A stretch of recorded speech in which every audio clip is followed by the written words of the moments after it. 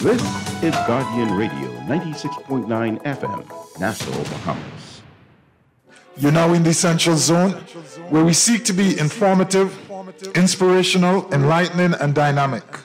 But more importantly, we seek to be fair and balanced.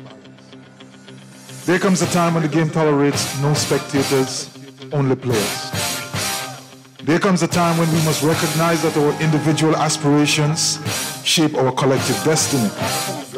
There comes a time when getting in the game, despite the risks, despite the challenges, regardless of the cost, is simply the right thing to do. There comes a time when we must find our hearts, find our soul, and pursue our purpose for the greater good of all, for country, for humanity.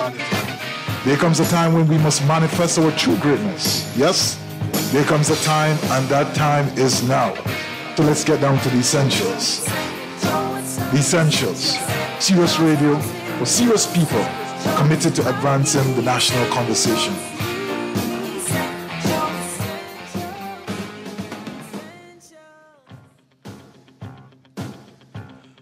And good evening and welcome to the Essentials, the Reset. This evening we're going to have ourselves a wonderful conversation as usual. We're here on the 5th of August. I have to say this, it's the best month of the year. And we're moving very nicely within it. As an individual who follow track and field, I always say to persons that great gifts come in August, always do. And so today we are going to pause to say congratulations to Stephen Gardner for bringing home the 400-meter final goal in the Olympics. And certainly, you know, he went out and he represented the country at a very high level. Persons obviously had their own take. You know, he ran in a baggy shirt. But when you're confident, you're confident. When you know what you have within you, you just have that. Remember that most great achievements are internal games. So shirts don't run, but legs do. And Stevie understand exactly what he had within him.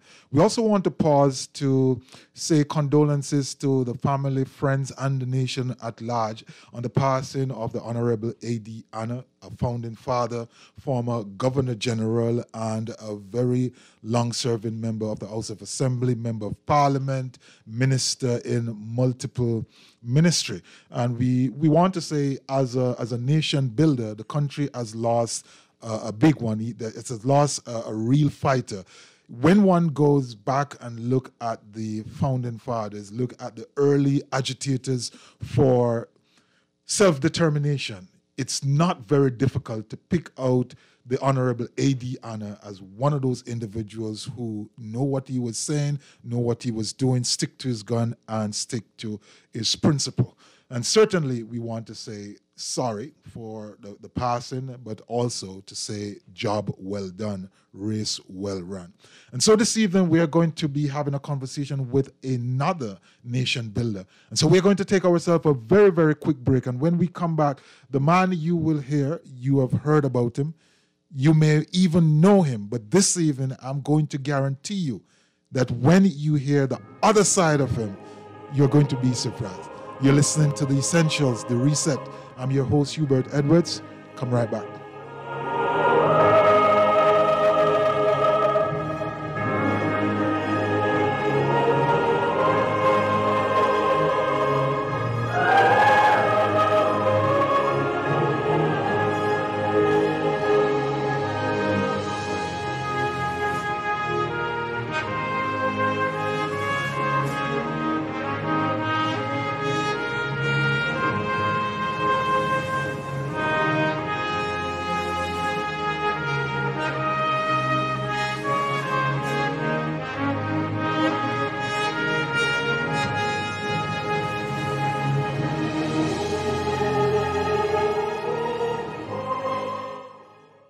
And welcome back. We played there the celebration song, the song that they use for the medal ceremonies. So we're having our own celebration, our own tip of the hat to Stevie Gardner and all of those persons who have been participating at the Olympics and certainly representing the country and representing the region at large.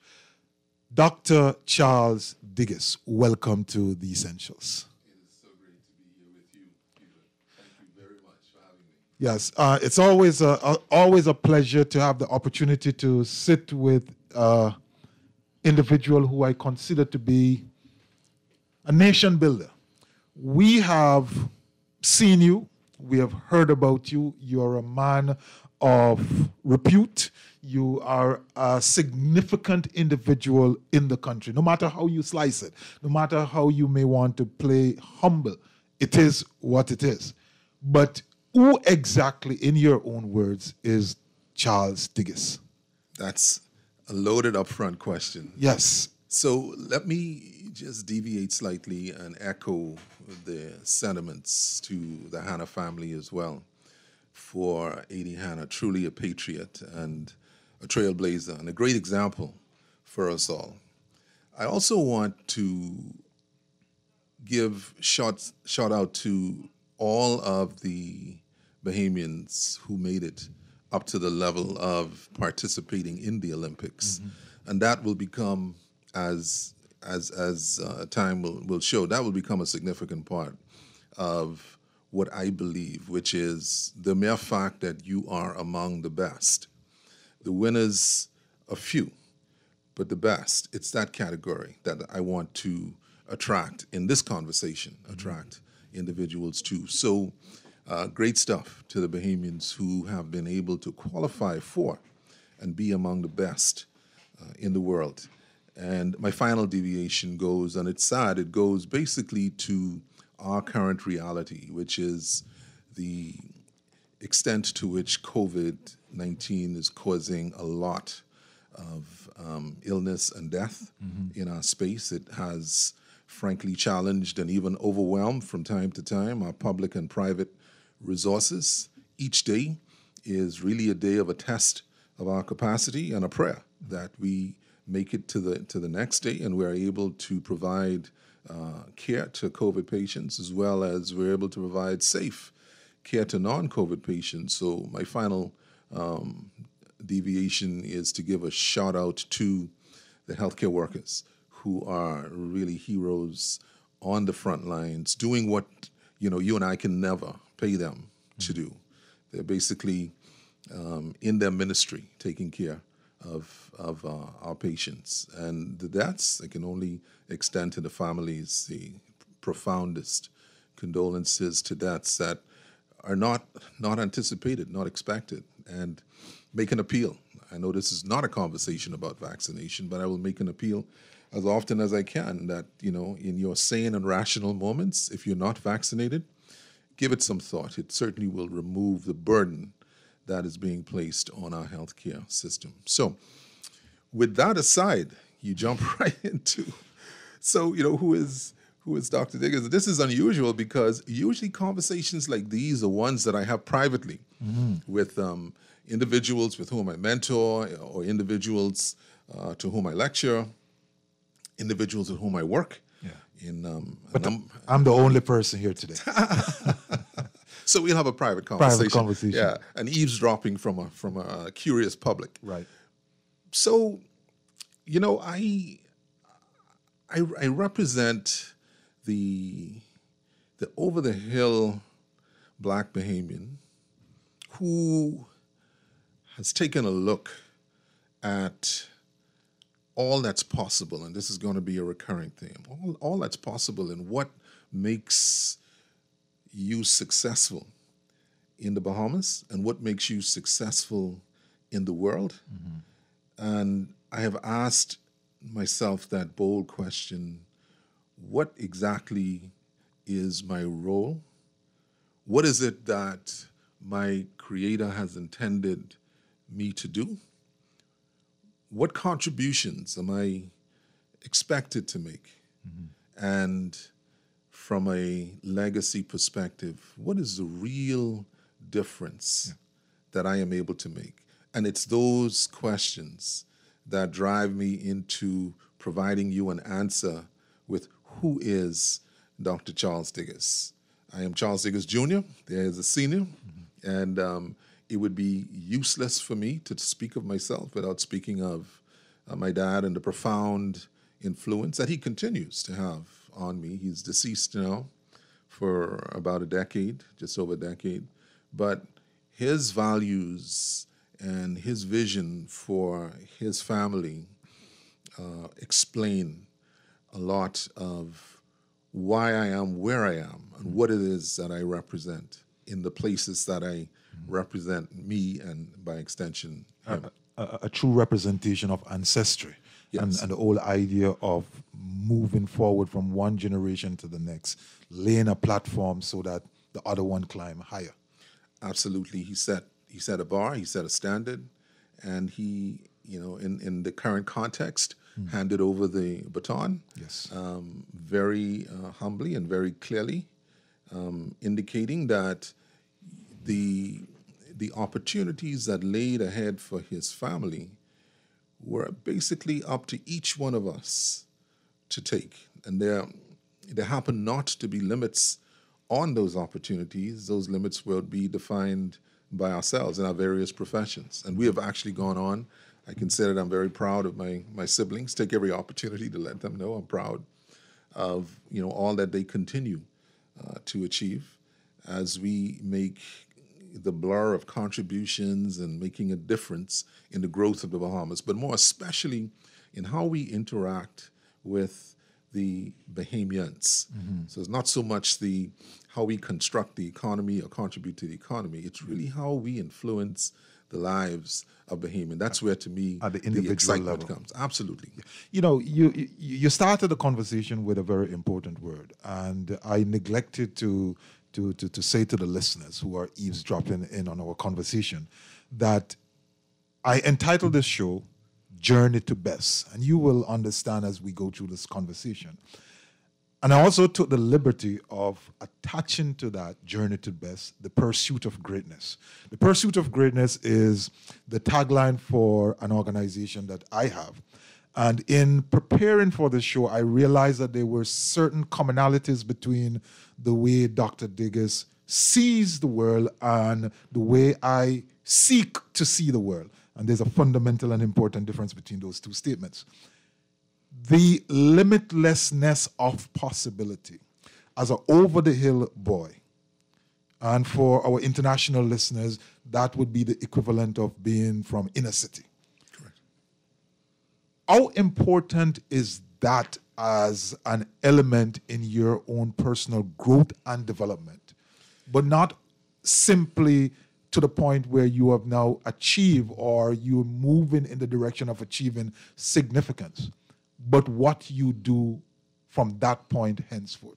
Well, Hubert, let me first commend you, and I will do that as often as I can on your pursuit to greatness. It is impressive, and like minds and like pilgrims in this journey, we have many more conversations to come. But I do want to take pause here and commend you for that effort and offer my participation at any point where you believe I can bring value.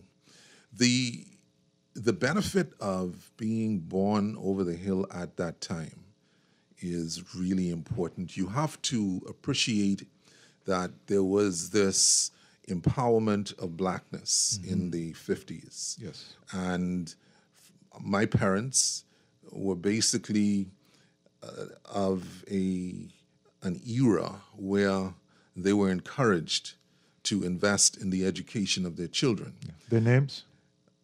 This is Charles and Annie Marie Diggers, Yeah. both who are now deceased. We often neglect to do that. We keep saying my father, my mother, but I like to call names. So Charles Sr. Yes.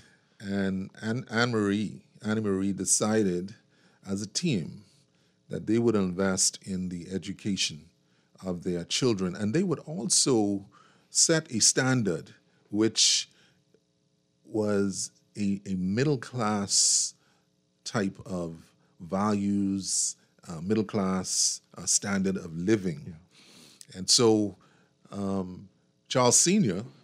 decided that he would do quite a number of very notable things. Like we had, I think, the first inside bathroom and inside toilet in our Community. in our community through our corner.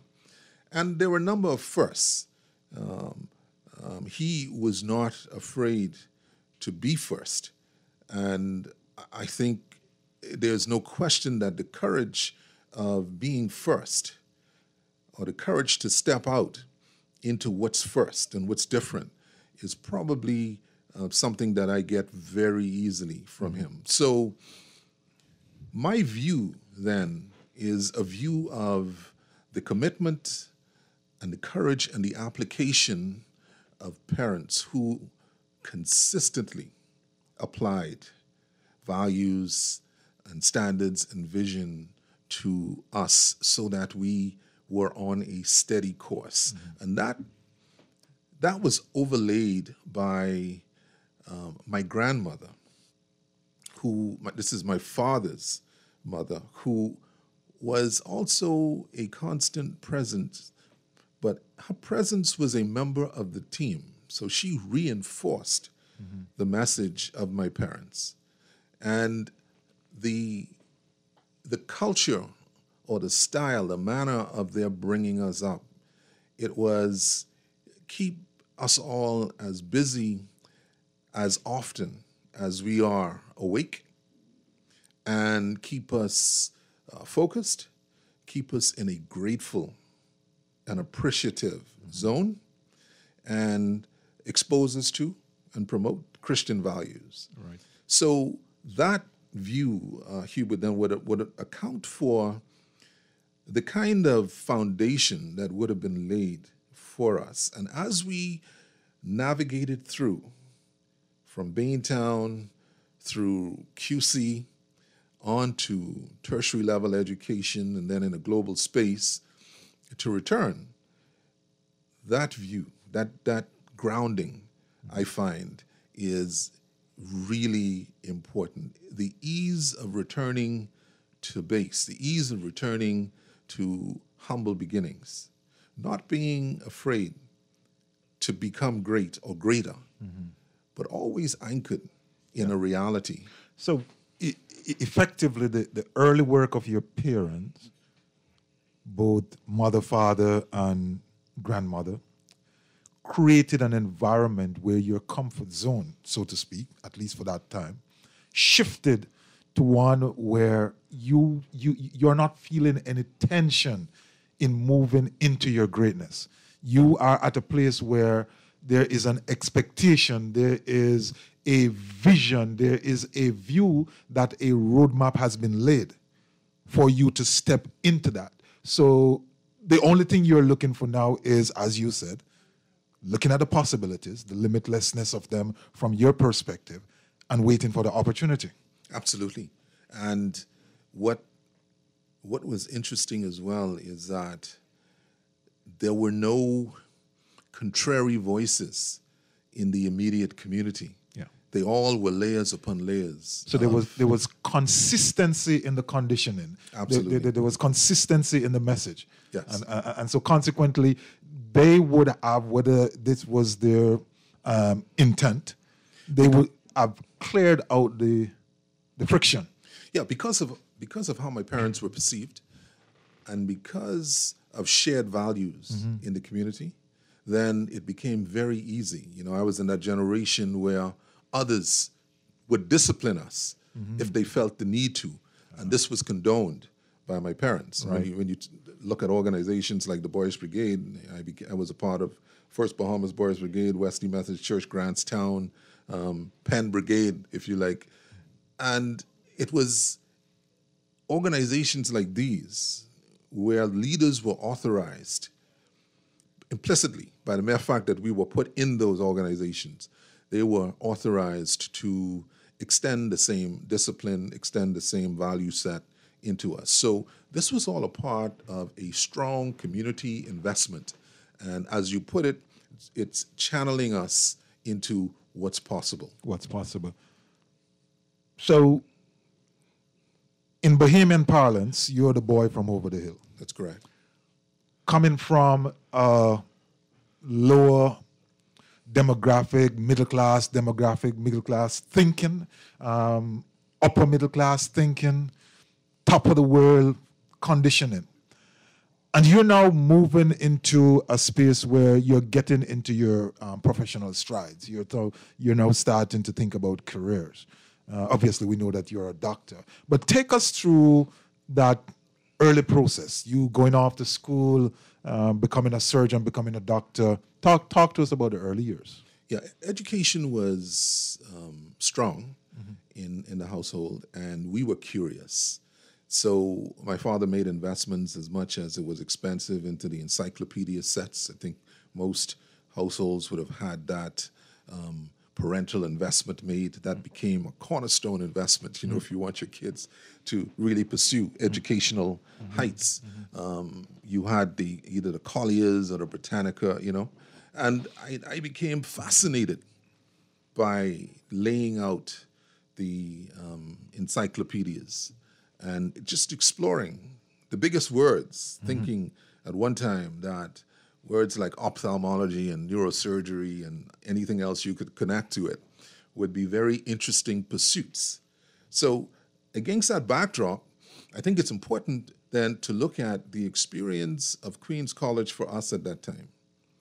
And for me especially, back in 1963, 64, I was actually the first black student in my class. So I switched from a black space into a 100% white space at the age of 9.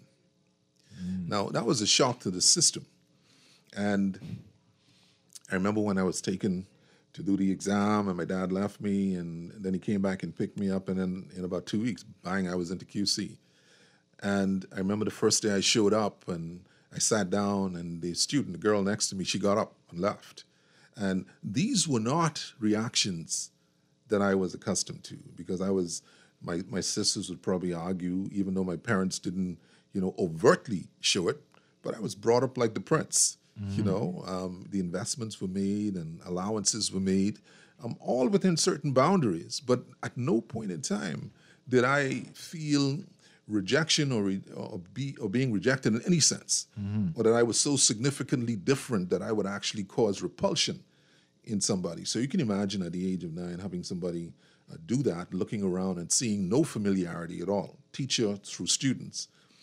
Well, that experience basically was the beginning of driving me within myself, driving me to realize that this journey I must navigate. And it was not without turbulence, and was not even without question. My dad, Charles Sr., is a very quiet person, and so I could not challenge him when he came to pick me up. That would make no sense. I would lose that discussion. I would lose that battle. And that would also cause a disappointment within him that I would never want to put to him. So I simply got driven by the fact that he had this expectation. He's exposing us to this particular opportunity, and he's making a tremendous sacrifice, and that became the driver. Interesting side story. When I was maybe 7 or 8, and it was discovered that I needed glasses, and my falling grades started to tell the story that I couldn't see the board, and I got my eyes tested. Then I got my glasses, and it's almost prophetic. The students, my peers, started to tease me, and they kept calling me Doc in a derogatory manner. They felt like my wearing of glasses caused me to look like a doctor, which in their teasing was derogatory. Well, fate is a funny thing, and I gave that tremendous thought and decided that, I think this is what I'm going to be. So I didn't have a dilemma deciding that I was going to be a doctor. Yeah. That was a pretty straightforward thing, decided by the teasing of students. You said something very important. I think it's important. But you said your circumstances, you getting into QC, being in an all-white school, drove you within. Very, very important, at least from my perspective. What then did you find when you went on the inside of young Charles Diggis? I found, as I would find in my fascination with bad weather and hurricanes, the ability to think profoundly. And I found that I had an amazing enjoyment of these moments. And as I got older, I made full use of any ability for solitude, any opportunity just to be in a space that I could be with my thoughts. And I had no fear for where my thoughts went. And I had all regard for the development of my intuition, the voice inside that would reinforce what I thought. Because I realized early on that I was committed to different, that I was not going to be a normal child or normal person. And you were comfortable with different. That is so important, Hubert. That is maybe, that's an echo that could come out of this conversation that one needs to confront after introspection, confront very early on that there is comfort, there is peace In being different. Because after all, isn't that which I think wreaks the greatest level of violence on our minds? Am I being accepted? Are they going to reject me? Is that good enough for them? If they reject it, then they see it as being different. If you're okay with them rejecting that, then you should be fine. You're right. And, an extension of your point, the ability for me to see beyond the rejection. On the other side of the rejection. Yes. The that value. Ability is strongly tied to somewhere deep inside coming to terms with the fact that this is my journey. Yes. And this will be repeated, though I knew it not at the time, but this will be repeated as I navigated through. And the interesting thing is, even when the class, I spent 2 years in QC being the only black student, and then the class became almost 50% black in the third year. Very interesting when I discovered that I was still different. I did not relate initially with the new wave of black students that came in. Now, whether I'd been acculturated or whether something had happened, I didn't recognize or identify strongly with the white students. They were either associates, a couple of them were friends of mine, but I didn't recognize this wave that came in. So you can imagine the dilemma of the mix of a relief that more people like me have finally come in. And then I had to take a step back to realize that, but this is still different. And I made great friends. I made great black friends. My best friend today is a white guy. He and I went to school together, and treasured friend. Yeah. And as I appreciated that it's not black, it's not white, it's really you. It's what you become and what you come to terms with At your core. As you navigate in your core. You're right. Now, at that age, it is difficult. It's fumbly. It's turbulent. I went through some reactions as I got into middle school and then high school. I did all the things that students should not do. I pushed it to the limit. And a turning point, in fact, was a teacher who, brought me to tears when she pulled me aside and said, why are you wasting your father's money? And we had a moment where she just simply allowed the gravity of this misdirection that I had taken. She allowed the gravity of that to sit with me. She didn't pummel me with questions. She didn't come at me with layers upon layers of how you should behave. She literally held me in the silence of a moment, challenging me with one question. Why are you wasting your father's money? Why are you wasting his sacrifice and investment in you? She again forced you back within. Back within. Powerful. Dr. Digges, the boy from over the hill, the individual who a casual observer may say is an introvert, a loner back then, has grown up to become a significant contributor in the healthcare space, a significant contributor, a significant businessman. There are many persons who today in the Bahamas do not fully appreciate your central role in many new developments, in many innovations which take place right here in the Bahamas. So as we transition from your early career, you're moving now into getting your feet under you in terms of moving through becoming a professional. You are a surgeon, you are spending some time at the PMH, and then you're transitioning into the private segment of healthcare. Talk to us about that, and talk to us about why is it that the discovery that I've made in preparation for this show isn't evident when you casually observe Dr. Digges. So we go to 1987. I'm returning from surgical training and qualifying in Glasgow, Scotland. And I'm coming back and I'm meeting the obligations that I made prior to leaving, that I would come back and run A&E, PMH. So I'm right back into the jungle. Things are challenging, as you can imagine. It's a very challenging job, but I'm enjoying it. I'm enjoying it. The ease of being responsible for something is sometimes it puts a quiet amazement within myself that there is no difficulty that I have in being responsible for. I'm not necessarily the one who's going to jump up and you need to hear my voice. No, I wouldn't want you to hear my voice if you didn't want to. That's part of the problem.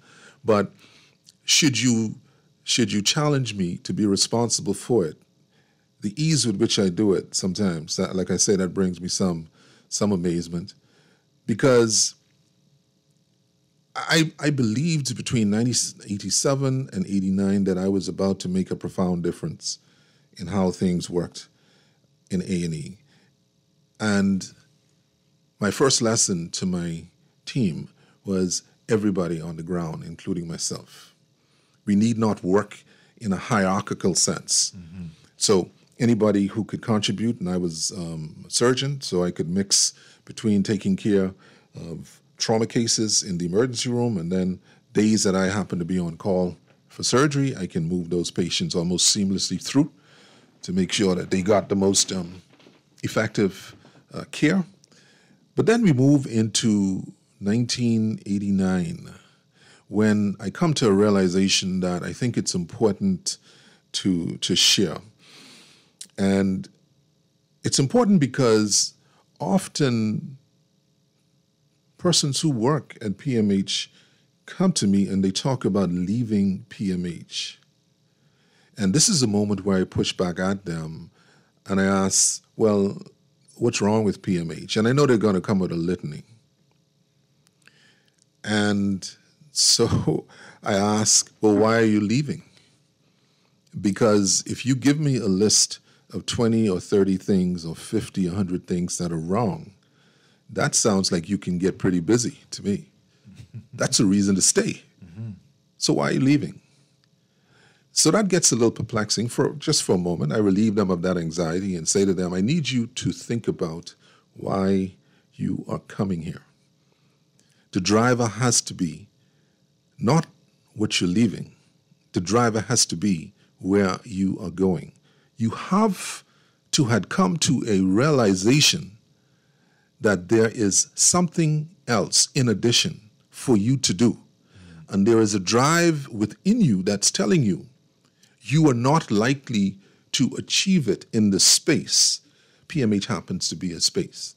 Amazing things happen at PMH. Wonderful, well-qualified people work at PMH. PMH in and of itself is not the problem. It's an overwhelming issue. It's almost economics when you look at PMH. It's just simply been overwhelmed. It's just too much to do by too few in too small a space, etc.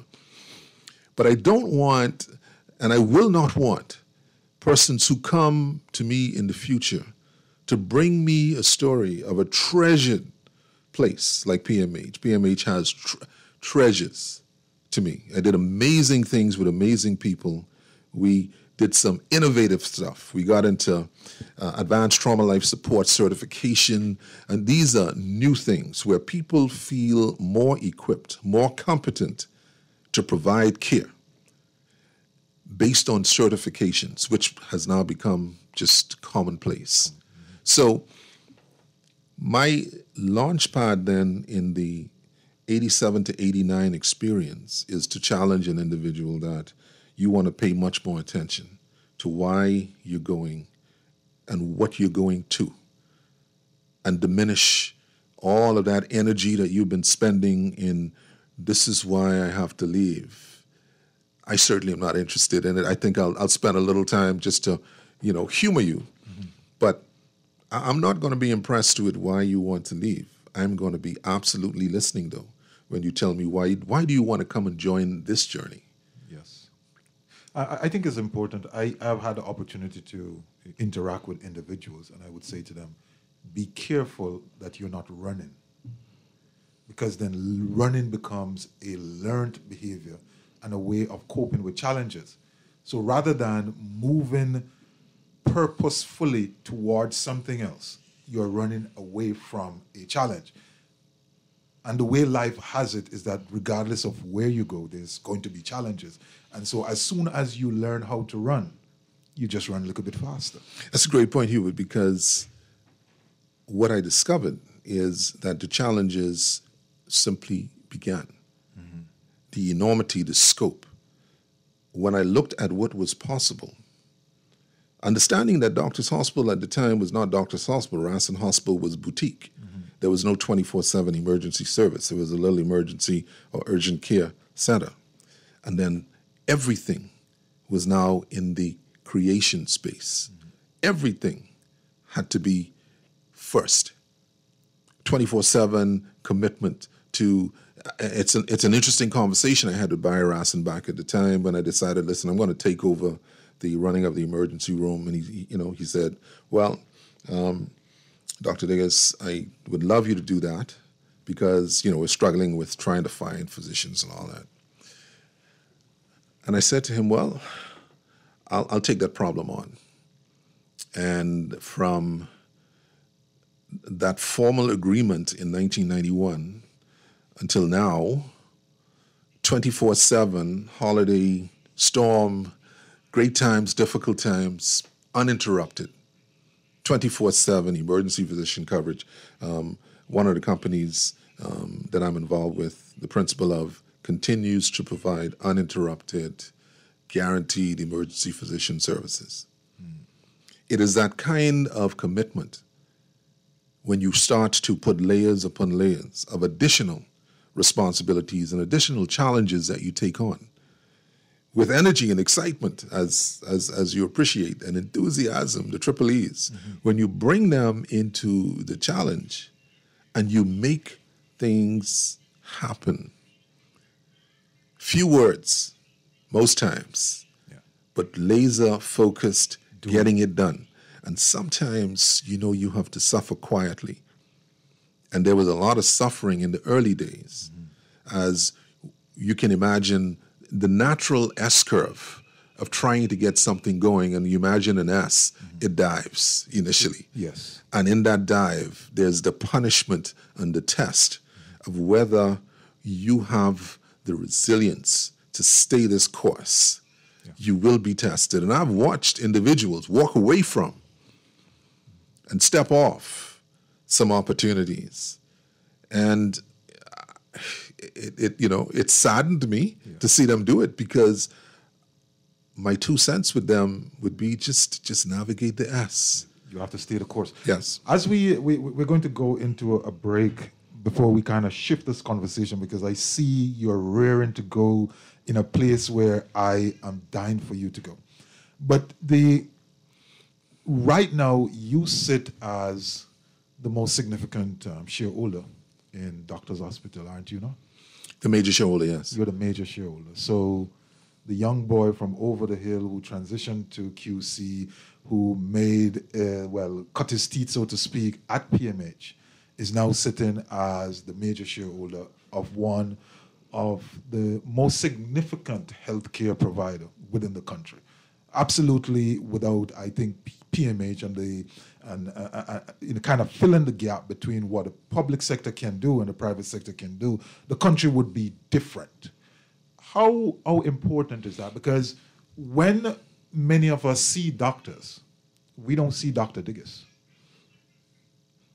And that's great. And that is an important part of branding, because if you believe in creating something bigger than yourself, which is branded, not you. In every corner of the Bahamas, if I go down to Mayagona and something happens and somebody says, we need to go to doctors, there's no question about where that destination is. So to invest strongly and quietly in creating a brand, but not making the brand synonymous with you, not taking that hubristic approach, the all about me. The greatness of Doctors Hospital being a part of an investment and a creation and a very intentional organization that I completely believe by 2025 can become so significant, frighteningly so. Nothing short of $1 billion company to me is the possibilities that can loom. And it is not only about the dollar value of the company. It is about the commitment and the foresight to explore everything that is possible for Doctors Hospital in an alternative healthcare space that sits in the private sector, initially in the Bahamas, but that can extend beyond, taking the culture and the vision of providing an amazing healthcare experience the way that we're doing it, so that the name doctors resounds. And if that becomes at some point synonymous with Dr. Diggins, that's fine. I'll take that side effect. But that's not my mission. My mission is to sit back, in an airplane and hear people talking about doctors, and they not necessarily know that the principal of doctors is actually sitting, somewhere behind them. But they don't recognize me necessarily. That I completely enjoy. Powerful. I think there was one great mind which says the best way for leading is to lead in such a way that no one knows that you are there. We're going to take ourselves a break here. We're having this wonderful conversation with Dr. Charles Diggis, the young man with a curious mind, the young man whose trajectory and foundation was laid by parents who said, here is where we are today, but here is the thinking that we are going to create. And so I just want to read for you a quote from my book, Think, Act, Grow, Thoughts and Reflection for Self-Leadership. And it says, you will never be greater than your greatest dream. You will always be lesser than your greatest fear. Live life without limits. Dream big, be fearless. Somewhere along the conversation, I thought I heard Dr. Diggis say that. You're listening to The Essentials, The Reset. Come right back.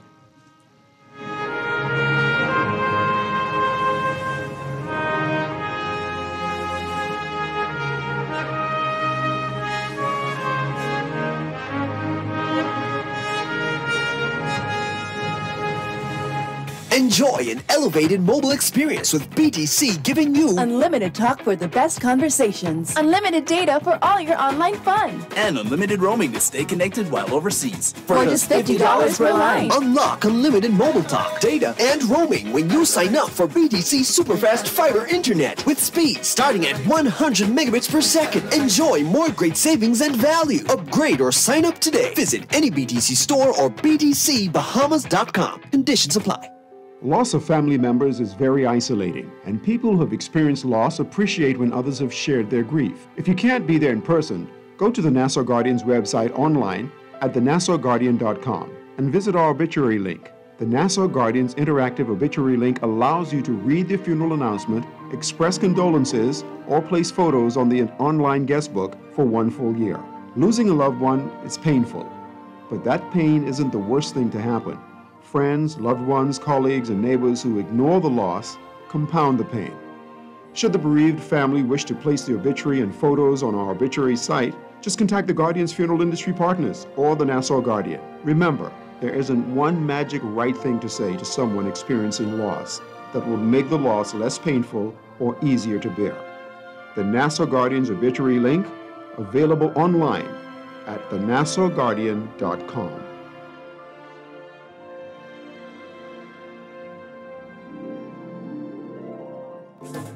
Do you know you can get your business cards designed and printed for as low as 18 cents a card? If it's a poster you want, you can pay as little as $6 a square foot. If your print needs are short or long run, digital printing, wide format, or print consultation, call the best. Call Print Masters. Print Masters' goal is to provide its clients with the highest level of personal, professional service at an affordable price. Our state-of-the-art technology also makes working together efficient and easy.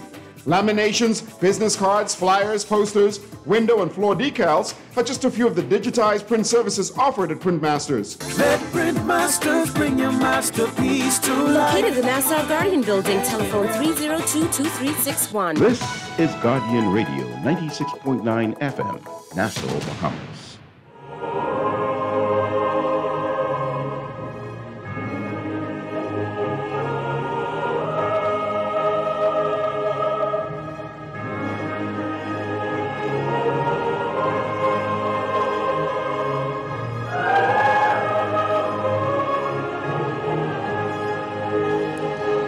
And welcome back to the Essentials, the Reset. We're having a conversation here with Dr. Charles Diggis, Principal, President, and CEO of Doctors Hospital. And it's a conversation which is really transcending the man.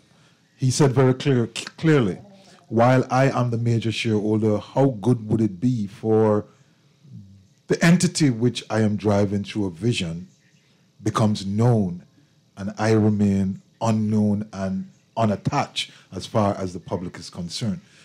But as you would agree, listener, just listening to Dr. Diggis, there is clearly a profound philosophical grounding at work here. And so we are going to switch this conversation. I think we're going for a little bit of a deeper dive. Dr. Diggis, your philosophical stance, if I was to ask you, wake you up in the middle of the night, the dead of the night, when you are in your deepest sleep and say, what is your closest held philosophical position, what would that be? So in this deep dive, Hubert, I'm going to reframe that as why are you here, which is probably my most uncomfortable slide in the Glow Journey to Best series. It asks the question, why are you here? Because your philosophy, meaning what it is that you happen to be about in life and what has come to constitute that, that philosophy comes out of your answer to the question about your purpose and your meaning and how you interpret that meaning of life. And it is an extremely difficult question because it begins with something like, I believe. And once you start the sentence, I believe that I am a part of something great, something immense, something huge. I believe I am a child of God who is destined to do, and you fill in the blanks. Mm-hmm. But it's driven by I believe, and it's going to challenge you to have a belief in you. What is that belief that you have in you that establishes why are you here on earth first? And it's a difficult question because I framed for the audience, imagine you did not really ask to be here. In fact, you really didn't ask at all. When you discovered that you were here, the game was already in motion. Time goes in one direction. And time is unforgiving. You don't get it back. You can repeat the mistakes of the past, but the big opportunities that sit in front of you come with no guarantees. Mm-hmm. You're stuck. You're stuck on this one-way track called life. The only way off is if you decide that you're going to check out early. But you know that it will end. So here's the difficulty. You don't participate in the beginning. You only discover at some point that you're on it. It has a bunch of rules and guides and boundaries. It has opportunities that are difficult sometimes and challenging. It has pain. It has contrasts, joy and pain. It has happiness and disappointment. It's selective. It's unfair. It has so many dimensions to it that can either catapult you into great success or condemn you through one choice, one bad decision, condemn you to street walking. That is what you discover you're on. And my question then is still, in the midst of all of that confusion, why are you here? What is it that you seek to do? Do you believe in becoming a part of or creating something bigger than yourself? If your answer to that question is yes, I'm excited about that, then our conversation can really get some momentum now. Yes. Now that I have you excited about creating something and being a part of something bigger than yourself, then we segue quite comfortably into my maxim. Mm-hmm. Then you really are attracted to the opportunities amidst that part of turmoil that life brings. Like me, you're simply looking for opportunity. You talk about the ravages of life. There's no guarantees. But the place you start is important, because wouldn't you not need to come to an awareness of the need to always go back to, I believe? Because even when your desired outcome is different, when the outcome is different from that which you desire, you must still answer, or at least ask yourself, do you still believe that you are who you say you are? Quite true, Hubert. You know, even if you don't verbalize it, you are it will be tested. Yes. You will be tested from time to time on the foundational strength of what you believe. How committed and convinced are you? And to what extent would you actually pursue and have that belief prevail when you are tested, when you are in the storm? And there are moments in a storm where either you become more comfortable or you become more afraid. And fortunately for persons who would have had the amazing opportunities and experiences like myself, storm brings more resolve. It is quite clear. Hardens you. What we need to do. Yes. Yes. So once an individual locks into that the bigness of possibility, and not to get too philosophical and over the head with persons, but I like this sort of stuff. These are conversations that you're having with the big you, the you which is beyond your physicality, isn't it? Correct. And there's some truths, and we can start to then go into some truths. Yes. Focus on what you control. Reject for another time what you do not control. In the do not control resides distractions. Distractions do not contribute to your growth. Distractions do not contribute to your journey. Focus laser-like and take the incremental victories. It's not the noise in the market.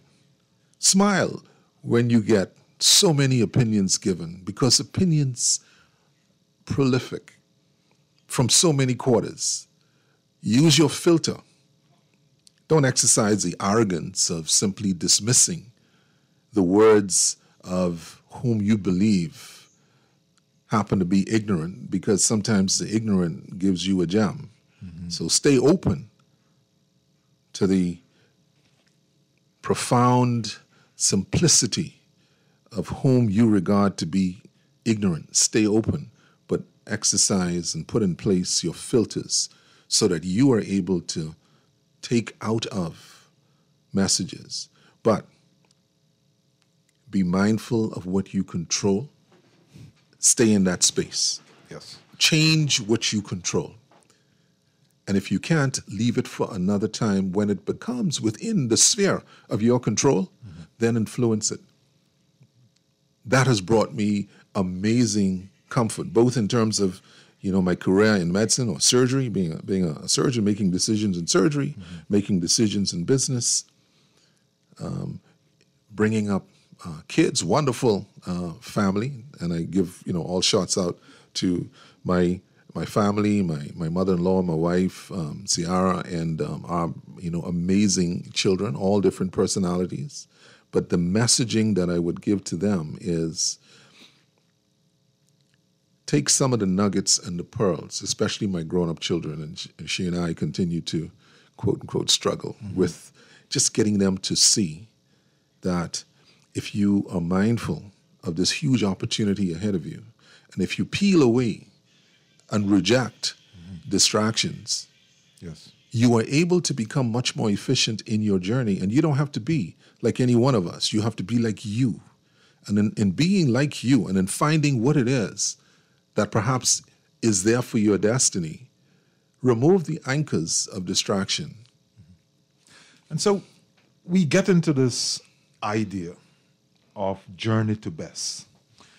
And that seemed to permeate not only through your personal life, but your business life as an entrepreneur, as a surgeon.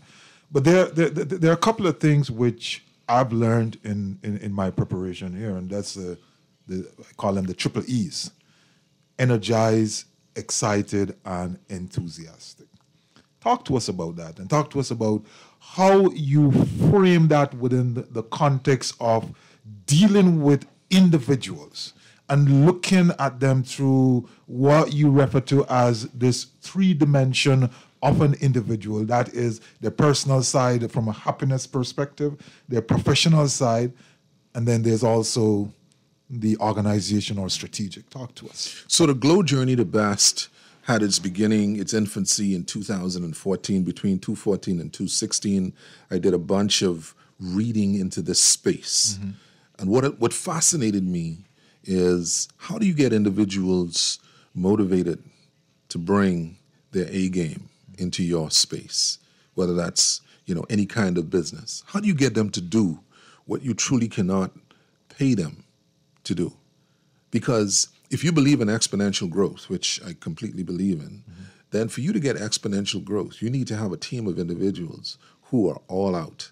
I mean, when they cannot wait to get into the workspace. They cannot wait to contribute. You could feel through the passion, you can feel the excitement, the energy, and the enthusiasm. So how do we get to that? Well, when you peel away all of the barriers to excitement, enthusiasm, and energy, you find the question, are you personally happy? Because that great barrier is unhappiness. If you're not happy, if you have so much on you, you created a personal state impairment score, a tool to use to determine when individuals come and join our cohort, to what extent are you just drowning in a number of stresses? And we're finding, and this is what we'll publish, we're finding that there's a straight correlation between the extent to which individuals need help now and whether they bring energy, enthusiasm, and excitement into the workspace. No surprise, but at least you get some kind of objective measure that you can now write about. So personal happiness. You may not want to be as intrusive and inquisitive with individuals about their own personal life, but you have to then facilitate their journey out of unhappiness. So we spend time either plugging them into counselors or they get some moments with me. They pick whichever they wish. And our job is to get them to next. Right.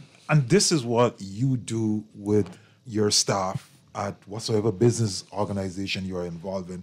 This is what you do with individuals who may have the opportunity to plug into you as a mentor. This is what you do, the lens through which you see. You've created a framework through which you can help an individual to move from wheresoever they are at the moment to get to that level where they're looking at possibilities in a limitless way. Quite true. And then unfortunately, that creates a joke about, coming to have an audience or meeting with me. Usually persons who are aware of my simple but, perhaps profound style would advise individuals, you got to get your game clear though. Don't go in there with confusion. Go in there with clarity on what it is you seek. And even if they don't, because I try to disarm anybody who come to see me, because I realize that they may have a particular perception that causes them to be a little more frightened than they should be.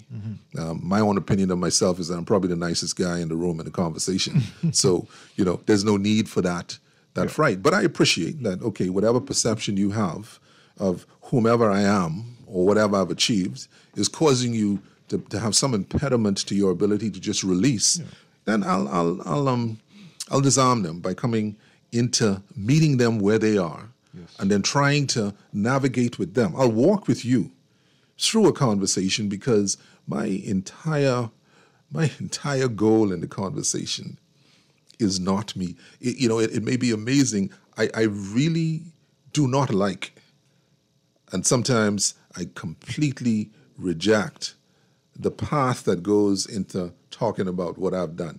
And, to me, that's not going to help you. I have to focus as much as I can in any interaction on what can I do for you. Yes. And for me to do that, I need to hear you. I need to hear what journey you're on. And if I am so privileged to be in a position to facilitate your move to next, then I have a moment of fulfillment and gratification. So on this journey to best, there are milestones. And that each milestone comes with a simple name, right? Next. That's correct. I mean, we have the 5 F's. We talk about friendship, family, finances, faith and fitness. And this comes out of Aaron Harnish's publication, Scaling Up. And there are a number of references, prolific number of references, but we pay a lot of attention to these dimensions because we truly believe that you have to pay attention to your health. You don't have to be crazy about it. You don't have to be consumed with it, but pay attention. You have to pay attention to your finances. You have to get that right. If the money ain't right, something is going to be you ain't wrong. Gonna be happy. For real. And then the interesting slide that I put up is, friendship is overrated. Not to diminish how significant friendship indeed happens to be, but just to encourage individuals, be more comfortable in your skin, in your private moments, in your introspective moments. Love yourself. Don't walk around the world with crutches. You have to do that. Now, we talked earlier about your big person. And one of the things you said to me when we spoke yesterday is, how do you move an individual from inertia or a thinking from inertia and a casual view to create that fire, to ignite it so that the individual, the system, the process, the organization starts to appreciate that there is greater capacity than initially thought of? So I use my example. I look like you. I come from a place like you. I give them the joke. I wasn't born in Old Fort Bay. What does that do for you? Yeah. Does that tell you then that you are able to look into what's possible? Yeah. So that's my first step. Are you able to see what's possible? And then I lay out for you what I believe to be the possibilities in the maxim opportunity advantaging those who are best prepared, best planned, and best positioned. Does that get you at least more curious? So we're not into the triple E's yet, but are you curious that because you've looked at possibilities, You're now into opportunity. And I'm saying to you, though, for you to get the best out of the opportunities, for you to advantage yourself, then think about where you are right now. Your journey has preparation, planning, and positioning attached to it. Mm-hmm. You know, you can add the other P's of perseverance, persistence, patience, and prayer. They also attach to it. But the core P's, the reason why you study harder to get the better grade is because you seek to put yourself in a position where you would be favored or advantaged for whatever the next opportunity is. And the wonderful thing that I shared with you about opportunity is your preparation is for things unknown. And a part of your belief set has to be that you are absolutely committed to wherever that destiny is going to take you. You don't need to know. You just need to be on the trajectory. You don't need to know exactly where it will land, where it will end. Yeah. You just need to be thrilled by the fact that the Creator has blessed you and you are taking the full opportunity of that blessing in exploring and exploiting what's possible. Right. And you're taking that ride. And you don't know exactly where it's going, but oh, does it not feel so good right now knowing that you're right in that flow? And you need to have directional clarity. Especially in terms of where you should not be going. Exactly. Because like you say, you may not know where it is, but knowing where it's not. Correct. Is absolutely important. The idea when one would maybe listen to you, Dr. Diggers, you start to get the idea that, you know, you're a bit of a very voracious reader. I would go as far as to say, you know, a strategic genius. Your leadership philosophy is built on building the human, and then they take care of the rest. It is, as in our preparation, you mentioned this idea, the book by Bob Berg, The Go-Giver.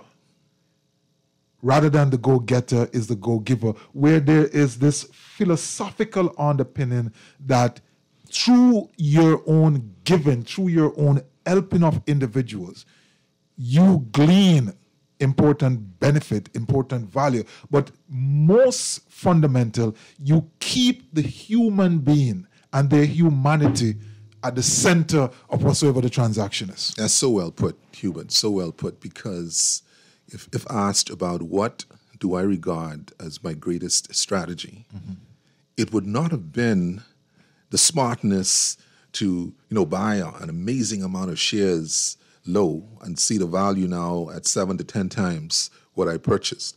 Some would say, wow, that's a strike. That's really huge. No, that's not my most amazing or strategic move. My most amazing and strategic move happened from the time I started to encounter individuals. It's in the investment in the relationship. And using every relationship as an opportunity to strike a chord of interest in the journey.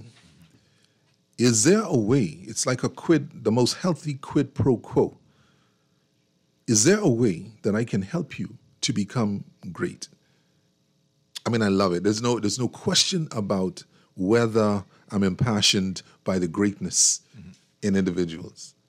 That's what I get off on. If I could do 2 cents, 5 cents, or $1 to facilitate you to your greatness and just watch that flourish, that to me is amazing. And that part of the quid brings the quote. And the quote to me is simple. Would you be interested in participating with me in making something huge? Bigger than us. Much bigger. You said in the pursuit of possibility, and this pursuit of possibility leads to greatness or success or significance, depending on how persons want to coin that. The most important thing for you is the recognition that in every single individual there is greatness. Absolutely. It's not something which rests easily with society these days, though? Well, I won't apologize for society. You know, in lots of ways, I'm that contrarian mind, Yes. if you like. I am that disruptor, quietly, because my belief is if I can meet you wherever you are, and I can cause you to just turn on your turbo, to launch yourself into a journey to best. Mm-hmm. And it may be a little nuanced. It's not a journey to excellence. Excellence along the way is interesting, from my commentary on winners as opposed to those who made the eligibles. Mm-hmm. I look at the eligibles much more than the winners. Winners, from time to time, each of us become a winner in whatever race in life we run. But for the most part, most of us are really participating at a different level. Yeah. And in that participation, we may finish, but we may not finish first. But we finish in a way that stamps our greatness. Mm-hmm. And we take that and we add that on to the next leg of our journey, and we focus on what is it that I need to do to optimize my capability, my capacity, so I perform at my greatest level. So I'm not looking at anybody else who may be either to the side, ahead, or behind me. I simply hit the tape and I say to myself, wow, that really felt good. And as I move on to the next phase of life, the next accomplishment, the next challenge, and I kick my turbos again. Mm-hmm.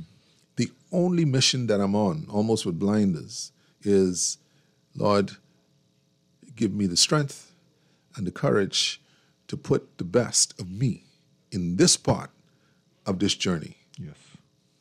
So it's always another move to next as we move up the journey on the path to best.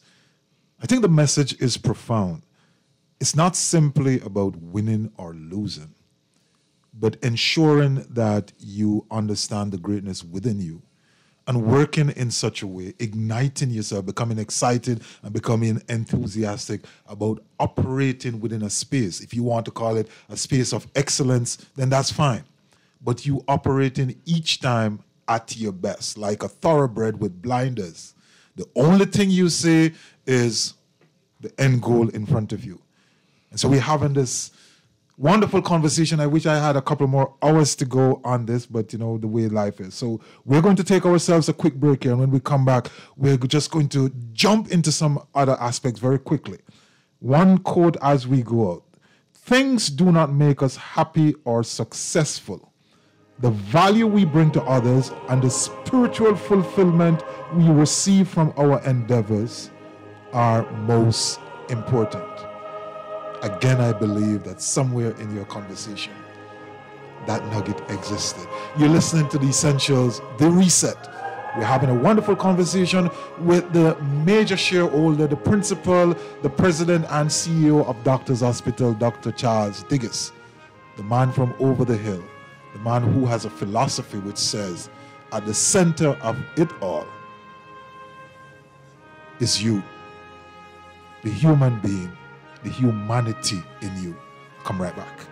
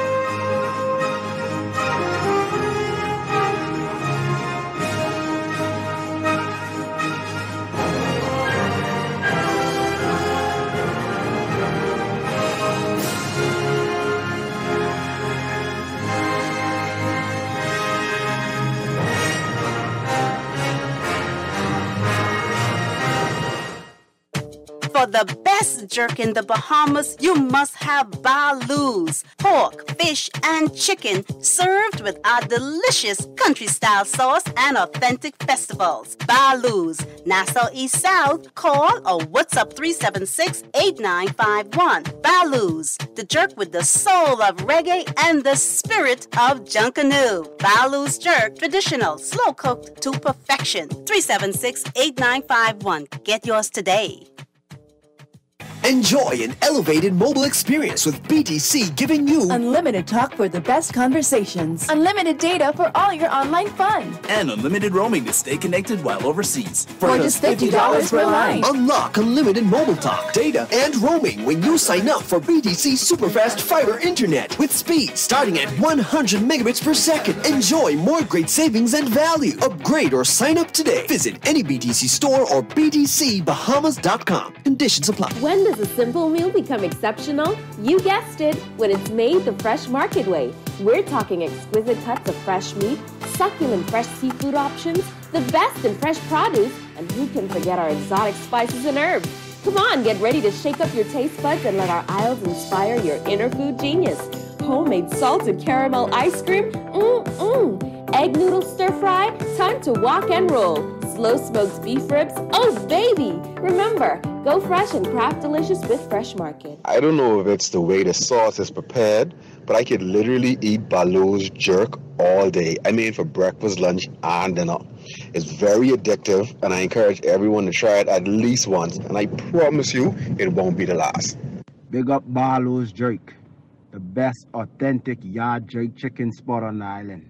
Endorse the thing. Big up yourself, Baloo's. Baloo's jerk is the best in town. Their meat and their sauce is on point. You gotta try it. This is Guardian Radio, 96.9 FM, Nassau, Bahamas.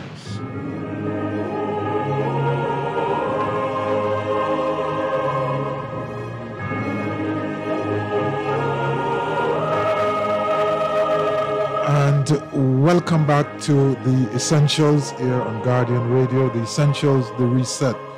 We're having a conversation with a man from the healthcare, an entrepreneur. But more importantly, we're getting a philosophical masterclass. A masterclass in how you lead, a masterclass in how you see persons, a masterclass in how you do what you do so that you can empower others. With every step, the vision becomes a little bit clearer. Directional clarity is necessary, even when the how remains uncertain. A quote from Think, Act, Grow, Thoughts and Reflections of Self-Leadership by yours truly. Dr. Digges, we have a couple of minutes. Let's talk about this idea, or at least ask you to share with us how all of these things translate into some of the outreach that you do from Doctors Hospital, how you may be helping young people looking into the future, and how you use this type of thinking to frame the value proposition of the business. So Doctors Hospital's value proposition is that it will be the exemplary corporate citizen. It will bring value not only in the healthcare space, but to an extent in the welfare space, in the education space. We will extend ourselves, depending on how far our capacity allows us, into anything that can enrich the lives of the communities that we serve. A major player in the social sector. Absolutely. Absolutely. And towards that end, we have an initiative called Growing Our Own. This initiative it's not a mystery, because we are so short on requisite professionals right now, especially in the current COVID pandemic. We appreciate the shortage of nurses and respiratory therapists, etc. The list is long. And we also know that even without COVID, as we create additional facilities, another hospital in Grand Bahama, an impressive project, outpatient center at Town Center Mall, there's so much that we have on our slate. We need good people. The only way, to me, for us to project successfully like that into the future is to invest in Bahamians today. And that means we start early.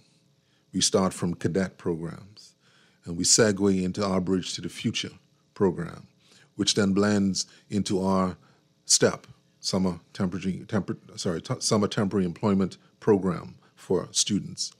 And we move into the support of college-bound students or students who happen to be pre-medical or in medical school. We provide them exposures in our healthcare spaces, attachments, so that they become so motivated and so excited about the career that they have chosen. Mm-hmm. It allows them to see into the future.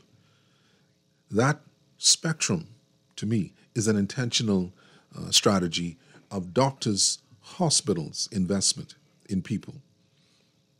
Strong part of what tomorrow's harvest will look like.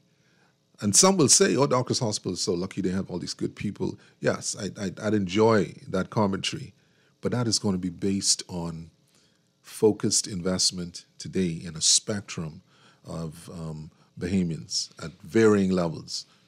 And then that naturally ties into the value proposition and the strategic outlook of Doctors Hospital. You have a set of core values. We care. Talk to us about We Care and how do you see Doctors Hospital contributing? You mentioned being a big player in the social sector, but I believe, especially with the experience of going through COVID and this pandemic, that there is a greater economic contribution that can inure to an economy through the healthcare sector. We have heard and we have read of strategic partnerships between yourself and Cleveland Clinic and so on and so forth.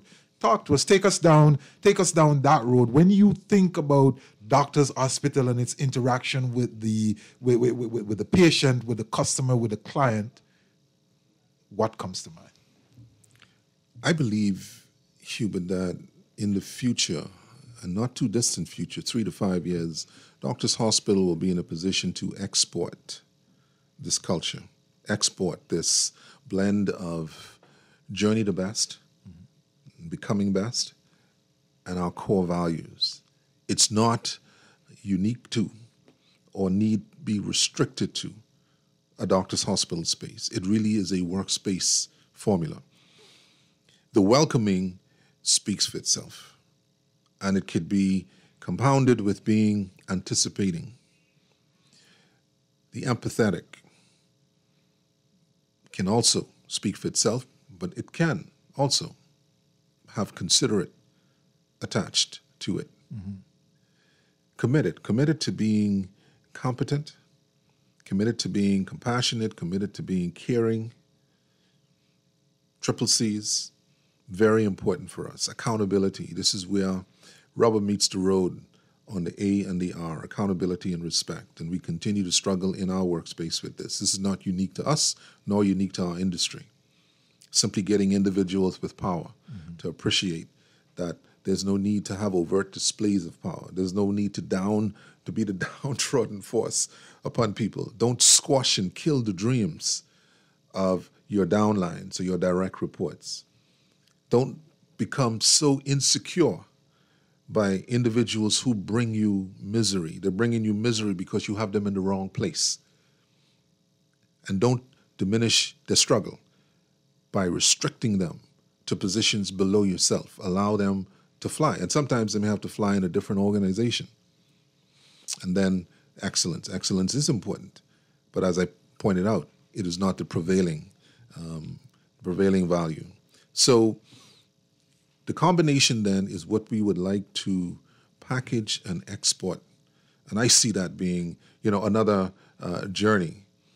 Can you imagine being able to get out there and speak to this combination of Glow Journey to Best and core values like We Care, and then encouraging or exposing other industry to, well, maybe you can create your own version of this, and then changing the social fabric in that manner, changing the overall workspace culture in that manner, that to me is, again, becoming a part of something huge. And so the doctor's experience, the internal capacity and the internal competence, paying attention to how you develop people, how you lead them, how you seek to create guardrails so that you create an empowering and facilitative environment. This is one of the fundamental outputs, other than the fact that you're treating patients and you're delivering above and beyond type service, which is what you want to do. But there is another derivative product, the undergirding structure or system which enables you to do that which the customer experience. That in and of itself is a intangible, but tangible asset which is exportable. Yeah, so you speak about this undergird and the system, and it's probably the foundation of the culture that's being created in Doctors Hospital. Yes. Because that has to be our reference point. It's at the other end of our North Star. The North Star is what we intend to become, this prolific healthcare system, but what we carry at each step into that journey, that undergirding. That's the anchor. Yes, absolutely. And we reference ourselves. We keep referencing from whence we come, that history, but what we represent. What is it? Who we are and what it is that we are trying to do. And why is it that we want to make this difference? And why is it that Doctors Hospital's people are on fire? Now, this is not to say that, Doctors Hospital is just not a place where you won't find issues. I completely embrace that. And I think, those who are aware of my style appreciate that straight up. For whatever imperfections and errors and mistakes, I want to deal with them in this context straight up and try to process them through in the fairest way possible. But that need not derail and distract us. That's just a part of the human condition. Humans work within Doctors Hospital. And so within that system, in as much as we try to make each healthcare experience amazing within that system, yeah, we'll trip up every now and then. But when we do, let's just face that reality and then deal with that. But again, the train continues. The journey continues. The undergirding is our reference. And with that, we move with great excitement into a future because we are creating that future now. Yes, because it is true that culture trumps strategy. Every time. Every single time. How's it for breakfast? Dr. Diggins, as I listen to you, I'm excited. And the reason I'm excited is that as you speak, the image which I'm conjuring up is a textbook. The books we read, the books we study, when you study strategic management and you study about business and the studies that came out of Harvard and the studies that come out of the other university, that here is an indigenous organization which have taken a body of knowledge, activate it, actionize it, put real tangibility around it, and has created a system which you're comfortable with, a system which is workable, and in my mind, a system which is much needed in the wider Bahamas. I like that segue because it's the power of reading. Whether you echo, read Bahamas, read. It's powerful to appreciate that there are amazing messages in reading and in books. And the journey is an easy one. It's just a commitment for you to begin. And to change the toil of reading into the fun of reading, and then into the excitement of reading, and then into my level, the addiction to reading. Yes. So to me, it's appreciating that for $20, $30, $40, $50, if you like a three-dimensional book like I continue to like, you get introduced to a scope of knowledge and research. sometimes as I read the foreword and the commentaries of those who have read, and I enjoy this before I actually get into a book and get the full appreciation that what I may be holding in my hand is 5, 7, or 10 years of thought. And at that, with that in mind, I extend my commendation to you on having written, anybody who has written, because I'm still trying to get to my publication. Right. So those who have written already, my hat's off and my salute to you. You've jumped in and you've done it. Yeah. So my point is, reading provides you an opportunity to withdraw into spaces of thought already explored by others. It's you meeting their journey, and they will bathe you with all of their perspectives and knowledge and references. Yes. For a couple of dollars. I mean, can you imagine for $30? You pick any book that you believe to be significant, and you have to appreciate 10 years for $30. Now, the value proposition there to me is overwhelming. Overwhelming. Yes. And I think you're right, because, after we had a discussion yesterday, I said, okay, I need to go find some things. And Daniel Pink, Drive. Human motivation is largely intrinsic. Motivation is driven by autonomy, mastery, and purpose. And I left that deliberately for last, because if the listener listened carefully, you've been saying the human being is autonomous. Let's drive him from within. Let's ensure that we get him to a level of competence, mastery, where you are responding and not reacting in an environment, and where you are pursuing the journey to best from the basis of purpose. We literally have 60 seconds left, Dr. Diggis. Your final words, your final thoughts. Take us home. My final words to listening audience is be really encouraged by your ability to take messages like this and take a step back, go into a quiet moment, and do a reset as you've brought into this space, Hubert. Do a reset and think, now I can look at what's possible in my future. I can set a North Star. I can get on a trajectory. I can explore everything that's possible. And I can dive into opportunities with an excitement and enthusiasm and energy that will make me proud. Enjoy your journey. That's my point. Enjoy your journey. If for whatever reason along the way I have the opportunity of encountering, any one of you, then like pilgrim to pilgrim, I can promise you my ear, and at the end of listening, I will give you my $2, $5, $10, $50, or $1 worth of advice, if asked. Thank you so much, Dr. Diggis. It was certainly a pleasure. I totally enjoy this conversation. I think it's an incomplete conversation, one which must continue.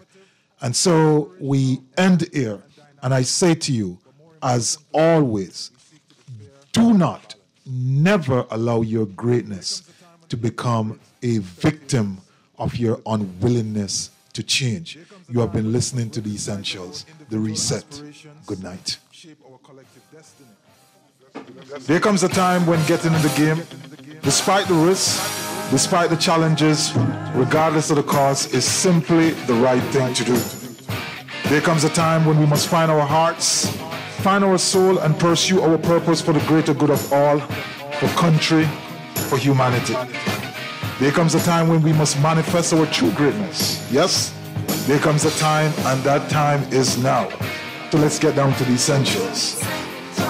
The Essentials, serious radio for serious people committed to advancing the national conversation.